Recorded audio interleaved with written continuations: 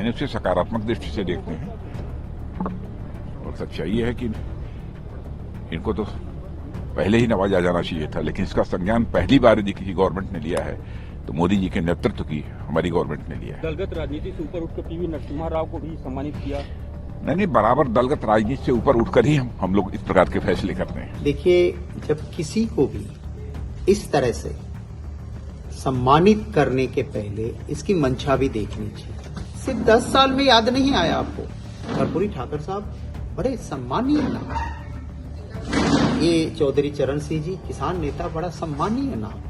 हमारे लिए नरसिम्हा राव जी हमारे देश के प्रधानमंत्री कांग्रेस पार्टी के रहे, पर उन नामों का वोट बैंक पॉलिटिक्स के लिए यूज करना ये ठीक नहीं है। और एक और गाली देना, एक और मत बैंक की, वोट बैंक की पॉलिटिक्स आती है, तब ये करना ठीक है। नमस्कार, न्यूज 24 देख रहे हैं आप। मैं हूं आशुकेश तिवारी, मेरे साथ है सुकेश रंजन और आप न्यूज 24 का खास कार्यक्रम देख रहे हैं 24 की रेस बताएंगे सुकेश। आज बात होगी भारत रत्न को लेके। प्रधानमंत्री मोदी ने 3 अनाउंसमेंट किए। उन 3 अनाउंसमेंट्स के लिए पीएम मोदी ने 3 ट्वीट्स लिखे, वो भी लंबा चौड़ा पैराग्राफ लिखा। उन्होंने आज ऐलान किया कि पूर्व प्रधानमंत्री चौधरी चरण सिंह को, पीवी नरसिम्हा राव को और हरित क्रांति के जनक एमएस स्वामीनाथन को भारत रत्न से नवाजा जाएगा, सम्मानित किया जाएगा। इसके पहले भी पीएम मोदी 2 अनाउंसमेंट्स कर चुके हैं, एक लाल कृष्ण आडवाणी के नाम को लेके और एक कर्पूरी ठाकुर के लेके, पूर्व मुख्यमंत्री बिहार के। अब पीएम मोदी के इन अनाउंसमेंट्स पे, भारत रत्न की इस अनाउंसमेंट्स पे सवाल उठ रहे हैं। सवाल टाइमिंग को लेके, सवाल एक साथ 5 लोगों के नाम को लेके, सवाल वैसे नाम जो कि किसी पर्टिकुलर फील्ड से जुड़े हुए हैं। आज इसी को समझेंगे, इसी टाइमिंग को जानेंगे और एक साथ 5 नामों के अनाउंसमेंट। 2023 में कोई नाम अनाउंस नहीं किया गया, 2024 में एक साथ 5 नाम। सर, बोला जाता है कि साल में 3 नाम ही अनाउंस करने होते हैं। हाँ, होम मिनिस्ट्री का एक सर्कुलर है जो कहता है कि एक साल में आप 3 अवार्ड दे सकते हो। मैं अभी तक जिन लोगों को अवार्ड्स मिला है, मैं 54 से लेके 2019 तक देख रहा था, तो 3 से ज्यादा अवार्ड एक साल में नहीं दिया गया है। कहा जा रहा है कि वो बैकलॉग जो पहले का था उसको फिल किया गया, इसको बहुत चैलेंज नहीं किया जाएगा। हाँ, ये सवाल उठेंगे कि इसी साल 5 अवार्ड क्यों? और 5 जिन लोगों को अवार्ड दिया गया है वो क्यों दिया गया? 2019 में आखिरी बार यह सम्मान दिया गया था। 20 में नहीं, 21 में नहीं, 22 में नहीं, 23 में नहीं, 24 में घोषणा होती है। किन नामों की घोषणा होती है? तो पहला आप एक दिन नाम सुनते हैं कि कर्पूरी ठाकुर को दिया जाएगा, सम्मान दिया जाएगा। कर्पूरी ठाकुर बिहार के लोग जानते हैं, देश के लोग भी बहुत जानते हैं, बहुत नहीं भी जानते। तो ये जान लेना चाहिए। वैसे प्रधानमंत्री के ट्वीट के बाद और इस अनाउंसमेंट के बाद उनके आसपास जो एक विमर्श खड़ा हुआ उनके बारे में, तो बहुत लोगों को जानकारी मिली। वो एक अति पिछड़े वर्ग से बिहार में आते थे, मुख्यमंत्री बने बिहार के, बहुत प्रॉमिसिंग लीडर थे, बहुत लंबे समय तक राज नहीं कर पाए, लेकिन कुछ क्रांतिकारी काम उन्होंने उस दौरान किए।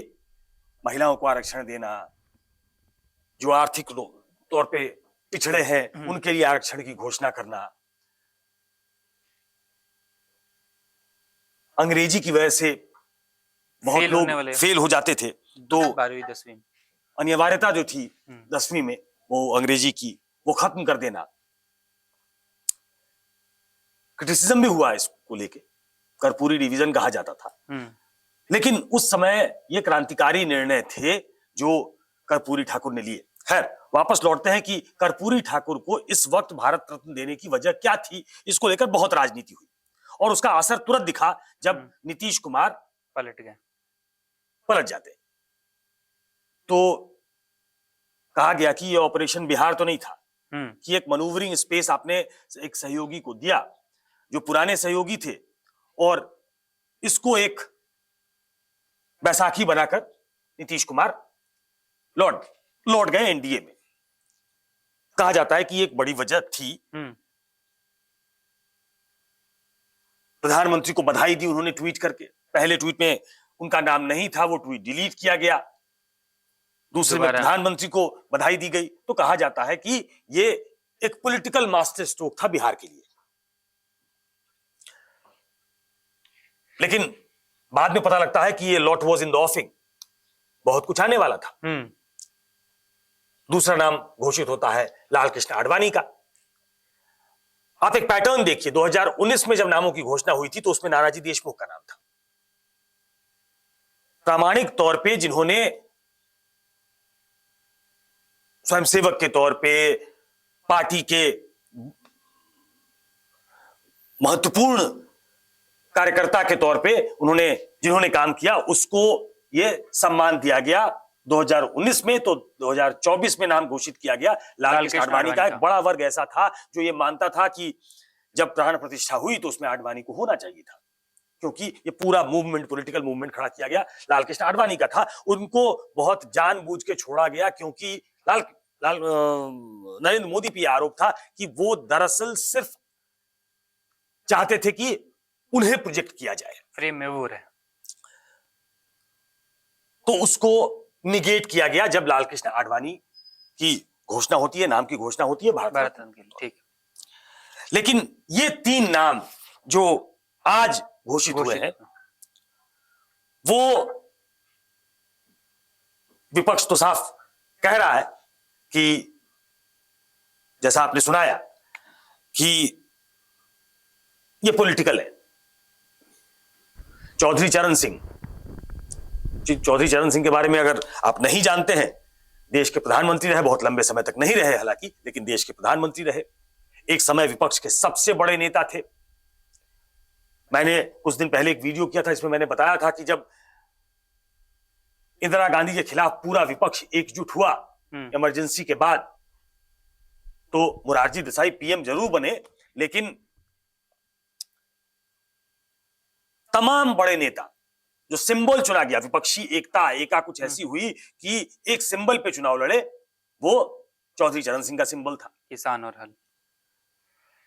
अब ये क्यों? चौधरी चरण सिंह जाट बिरादरी से आते हैं।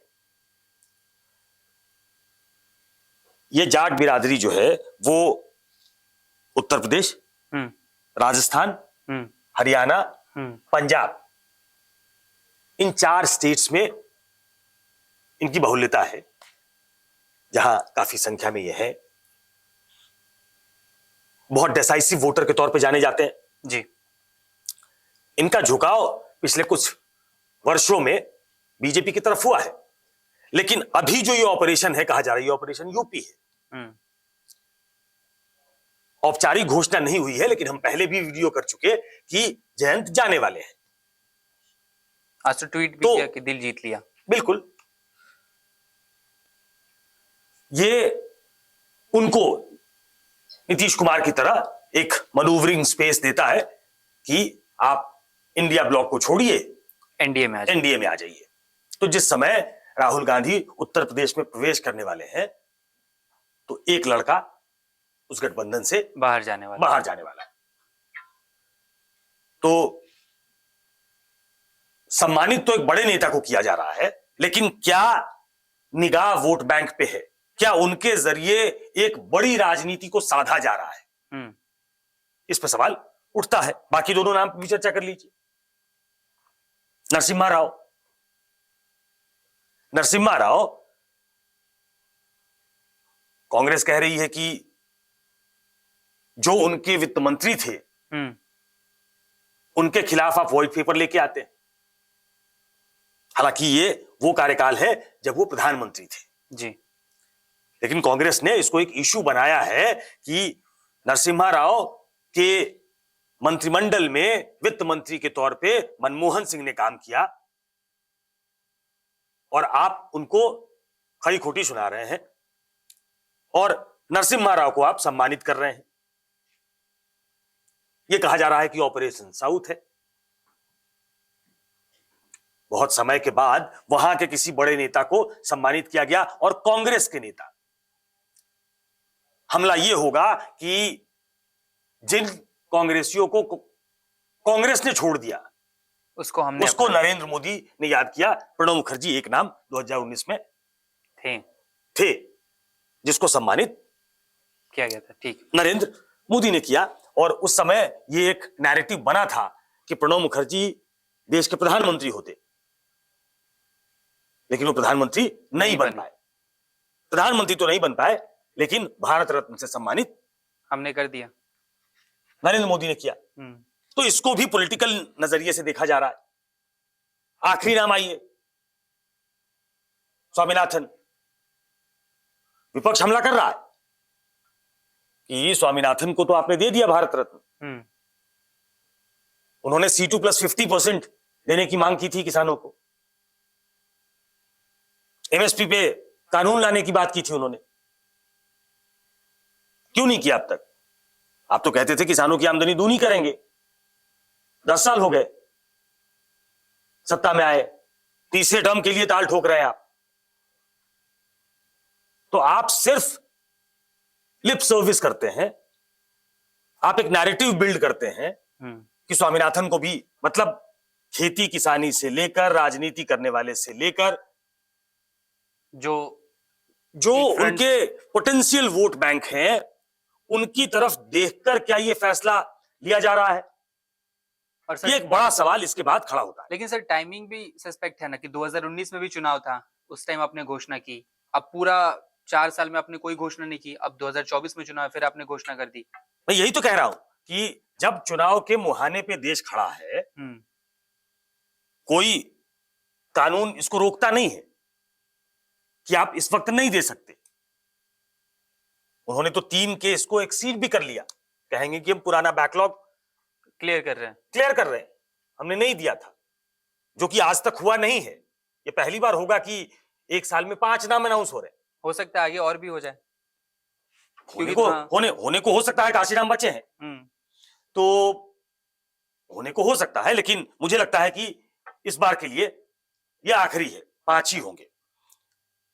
और विपक्ष जो कह रहा है कि ये पॉलिटिकल है, ये पॉलिटिकल इन नेचर है, तो मैंने आपको डिटेल में बताया कि किस चरण सिंह से कौन सी कॉन्स्टिट्यूएंसी को एड्रेस करना चाहते हैं जी, नरसिम्हा राव से कौन सी कॉन्स्टिट्यूएंसी को एड्रेस करना चाहते हैं, स्वामीनाथन से कौन सी कॉन्स्टिट्यूएंसी को एड्रेस करना चाहते हैं। विपक्ष इस पे हल्ला करेगा कि 700 किसान मर गए, एक शब्द नहीं कहा प्रधानमंत्री ने। MSP पे कानून बनाने की बात की थी, वो बहुत समय हो गया, अभी तक उस पर कोई चर्चा नहीं है। लेकिन भारत रत्न देकर एक ऐसा टॉकिंग पॉइंट क्रिएट करने की कोशिश है कि आपके बारे में ये चर्चा हो कि सारे डिजर्विंग लोगों को सम्मान इस सरकार ने दिया है। पहले तो खुद से सम्मान लोग ले लिया करते थे, जैसे नेहरू जी ने ले लिया। मतलब सर यहाँ पे भी बीजेपी ने वही काम किया जो आप हमेशा बताते हैं कि बीजेपी हर बॉक्स को टिक करने की कोशिश करती है। साउथ में चले गए, आडवाणी को देकर के हिंदूवादी नेता के तौर पे, संघ के बड़े नेता के तौर पे उधर के वोट बैंक को खींच लिया, राम मंदिर है उनके पास। इसके बाद से स्वामीनाथन को देकर के किसानों को, वेस्टर्न यूपी को, ये बड़ी अजीब सी बात यह है कि जैसे ही इन नामों की चर्चा होगी या हुई है, उस समय से यह कहा जा रहा है कि यह मास्टर स्ट्रोक है,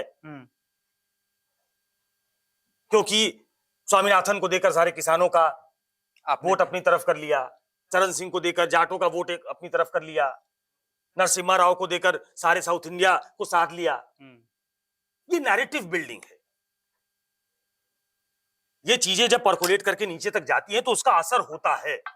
राजनीति में इन चीजों को देखा जाता है। और इस दुनिया में जब हर किसी के हाथ में फोन है, हर कोई सोशल मीडिया से कनेक्टेड है, तो वैसे में चीजें बहुत दूर तक जाती हैं, उनका पेनिट्रेशन बहुत ज्यादा होता है। इसलिए ये माउथ पब्लिसिटी हो जाती है कि कैसे ये वर्क करेगा नरेंद्र मोदी के पक्ष में। ये कर सकता है काम। नरेंद्र मोदी ने अभी तक जो किया है उत्तर प्रदेश में, उन्होंने 3 पार्टियों का जो गठबंधन बना हुआ था, ऑलमोस्ट तय था, वो बिखर गया जी। एक महागठबंधन हम साथ हैं बिहार, वो बिखर गया। बंगाल ममता बनर्जी कह रही हम अलग लड़ेंगे। तो नरेंद्र मोदी एक साथ कई काम कर रहे हैं, भाजपा एक साथ कई काम कर रही है। वो इंडिया को डिमोलिश भी कर रही है, अपनी कॉन्स्टिट्यूएंसी को एड्रेस भी करना चाहती है, अपने वोट बैंक को साधने की भी कोशिश कर रही है। और एक नैरेटिव बनाने की कोशिश कर रही है कि नरेंद्र मोदी 3.0 जो उन्होंने खुद कहा हैट्रिक, ये नरेंद्र मोदी 3.0 का आगाज हो चुका है, मतलब कोई चुनाव है ही नहीं। तो ये जब अगले एक महीने तक ये चलेगा कि कोई चुनाव है नहीं, नरेंद्र मोदी का रास्ता प्रशस्त है, तो ये एक साइकोलॉजिकल एज देता है, एडवांटेज देता है और अपने पॉलिटिकल एडवर्सरी को चारों खाने चित करता है, उसको डिमोलिश करता है। मतलब बेसिकली जो 5 नाम है उनकी घोषणा इस वक्त क्यों की गई और जो बातें चल रही हैं उनके पीछे जो राजनीति चल रही है उसके बारे में भी आपने समझा, आपने सुना सभी बातों को। आप बताइए आप क्या सोचते हैं, क्या ये पॉलिटिकल मूव था? कमेंट में जरूर बताएं और वीडियो शेयर जरूर करें।